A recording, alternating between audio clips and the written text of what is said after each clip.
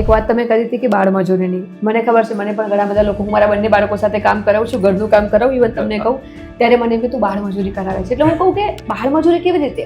આ ઘર મારું તો છે નહીં, બધાનું છે. અને હવે જે કન્સેપ્ટ આવી રહ્યો છે કે ભાઈ આ કામ નાનું છે, કચરા પોતું તો બાઈ જ કરે, અને એ જ પછી આપણા દીકરાઓ ભણી જ્યારે કેનેડા લંડન જાય અને જાતે કરવું પડે છે. ત્યારે ત્યાં જઈને કોઈ પણ કામ નાનું નથી લાગતું.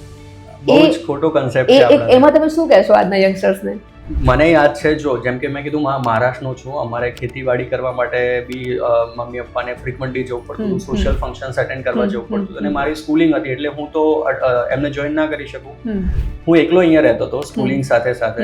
હું જાતે 10 વર્ષ પછી કદાચ મેં ચાલુ કર્યું હશે. 10 વર્ષ પછી ઘર આખું પોતે સાચવી લેવાનું, કચરા પોતું બધું કરી લેવાનું, જાતે ખાવાનું બનાવવાનું, એ બધી વસ્તુઓને લીધે હું એટલો બધો ઇન્ડિપેન્ડન્ટ બન્યો છું કે હજી બી ટાઈમ આવે, અત્યારે મારી વાઈફ પ્રેગ્નન્ટ હતી, હજી બી મારે પોતા કરવા પડ્યા છે. શું વાત કરો? કોઈ જ ખોટું છે નહીં.